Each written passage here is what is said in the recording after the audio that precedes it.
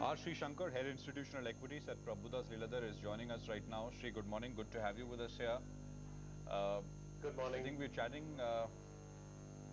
this week for the first time, so which means we're chatting after the new cabinet has taken charge. And so, what's the sense from people that you speak to, clients, etc.? What's the kind of buzz now after the new sort of cabinet has been sworn in? On the names, on the people who've taken charge, or it's Mr. Modi all the way. Doesn't really matter. The the general feeling is that yes, markets have given a thumbs up to the mandate, and what is now being expected of this new government is how they are going to tackle the issues of A, inflation, B, growth, while they tackle both these things, and how do they manage the entire scenario.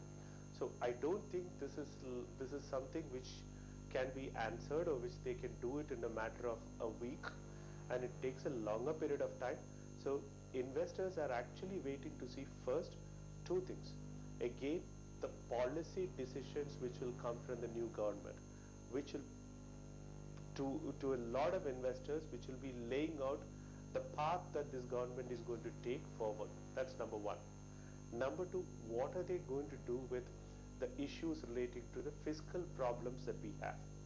Number three, again in newspapers it has been spoken around, or it has been mentioned quite a lot, etc., is that how the inflation issue is going to be tackled and the growth issue is also tackled.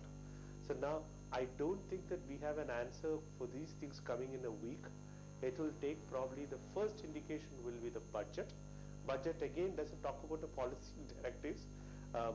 That probably the budget will give a peek into what are likely to be the path taken, and that is going to be reflected only when it's announced.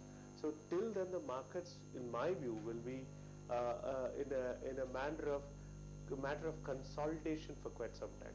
That's the feedback that we also get, and everybody wants to see how the growth will happen, or when will the growth happen. So it's going to be a process which will take time as well. Right. Okay, let's just talk about stocks here. You're bullish on the market. I can see that last time you were here, you said, well, the Nifty can get to about 9,000 in the next 18 to 24 months. And you're not changing that view. So you like things like Larsen, That's right. SBI, Axis Bank. Let's just look at Larsen, for example. So I think L&T now trades at what, about 22, 23 times 1 year forward earnings? So the issue is, when we look at all these kind of stocks, at what 1 year forward earning it trades, it actually trades at some ridiculous valuation. And in fact, if you go back through the scenario in 2004, 5, etc., when you had the growth as well, if you had even looked at even companies like L&T, the 1 year forward earnings for the companies as per analysts, and when the analysts revised it, it took a quantum jump at that point of time, a huge jump. And in fact, those numbers were not even foreseen by the analysts at that point of time, for 2005 and 2006 and 2007, etc. So a similar kind of a trend may happen this time as well. But 1 year forward earnings will actually, when I look at it, I don't want to look at March 15 earnings. March 15 earnings is not going to get reflected in probably the euphoria the formation of this government has happened, what it is expected to do to the growth and growth in the economy per se. So now if it really happens in terms of growth, then I'm sure that earnings forecast for all these infrastructure companies, etc., and capital goods companies needs to get revised upwards. So those numbers that we speak about right now in terms of a 1 year forward multiples will be irrelevant going forward, because all this E will change, and if P remains the same, the 1 year forward multiple looks much cheaper. Yeah. No, that's I guess an argument one can make. So I think what you're saying is a useful exercise, and I think people have already done that, is to look at the peak multiples that stocks traded at during the 2006, 7, 8 bull market, and then take comfort from that. Sri, that's essentially what you're saying. I'm not saying that. No, I'm not saying that don't look at the peak multiple that these companies were trading at. So even if you wanted to look into this environment, probably look at what multiple these stocks were even trading at, probably around 2005, 1 year forward, because you had the growth. When you look at the peak multiple, you are actually looking at that FI08 multiple as a peak multiple. FI09 multiple 1 year forward, that's around probably January 2008, February 2008, thinking about the kind of a growth that is there. I don't want to get into those. If you start looking at the peak multiple, we are nowhere in the peak, and that actually starts to give us a misnomer. What normally we start seeing is these companies don't trade on peak multiple. These companies do trade on more than the earnings multiple, on the order backlog, and those order backlog, what it can happen in the future earnings growth going forward. So now, if the issue with companies like this is, as the economy slows down, their order backlog as a percentage of their turnover starts to reduce, which means that earnings visibility over the next couple of years starts reducing quite dramatically. That the 1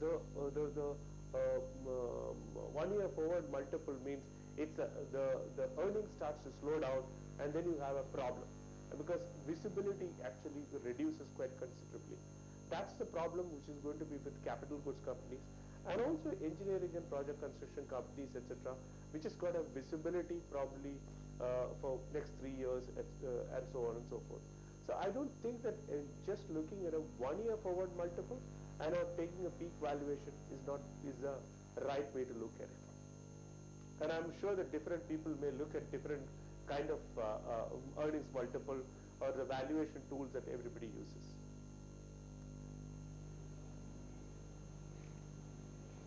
Right. Okay, fair enough. So I just want your thoughts on specifically Federal Bank, if you can come in there, and United Phosphorus, because most of the other names I think get discussed quite often, but if you can talk about Federal Bank and United Phosphorus. What we tend to believe is Federal Bank as a bank has added large number of branches, and the costs have been built in upfront. What issue has been with Federal Bank is their pre-provisioning operating profits have not grown commensurate with the business income or NIA income that the bank has had.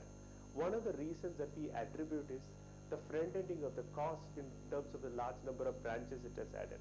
What we think is that, like the branches that has added earlier should start to yield results, and those branches should start to make those profits, and you could actually start to see a good growth in the pre-provisioning operating profit coming back again in that segment. That's number one. Number two, it's also one of the better run old generation privates in the banks. So we also believe that the kind of valuation that Federal Bank has had should start to, in an optimistic scenario, in a scenario when it looks, the growth comes back, and the kind of NIMs that this particular bank has, which is on the higher side, and the kind of savings account that these banks have as a share, should start to generate another incremental value to it. And the third aspect, even when the entire economy was slowing down, if you look at the last 3 years, the kind of stressed asset or NPAs and stressed asset, when I say stressed asset, it's both restructured as well as the NPAs within the system, etc. You've actually started seeing a reduction quite considerably from what 4%, etc. it used to have earlier. So you've actually seen it much lower on the side. Fourth, the management changes that they have had, the CMD who has been there for the last couple of years, plus what is happening around in the quality of the creation of the people, etc., also should add into a stronger earnings growth. All this put together, what we believe is that if these things happen, the price earning multiple or price to adjusted book value, the way we look at the banks, should start to see a larger price multiple and the valuation which used to go. That's the reason why we are bullish on in Federal Bank. And UPL, you asked me about UPL. Yeah. UPL, Yeah. Again, is a case wherein the last quarter earnings were pretty good, and some of those earnings have come from even forex gains. Plus, they have significantly reduced their debts. So what we continue to believe is that the management has been guiding for these things for quite some time, that they will be judiciously utilizing their cash flow to repay some of the debts which has happened. And if these earnings continue to remain as it is, you will have a greater numbers coming through over a period. But the negative side, if I may look at it, is the stock had not done much at one point of time, and all of a sudden in a month it moved up by around 35%. So probably what happens is, though we like these stocks on a longer term basis, if these stocks move by 35-40% in a month, then you probably will see a consolidation phase for some time before these good numbers starts to come in and take it up to the next level. Got that. Sri, appreciate you coming on. Good talking to you. Thanks for that. Thank you. Sreesankar at Prabhudas Lilladher with his views there. Let's just take a quick break right now.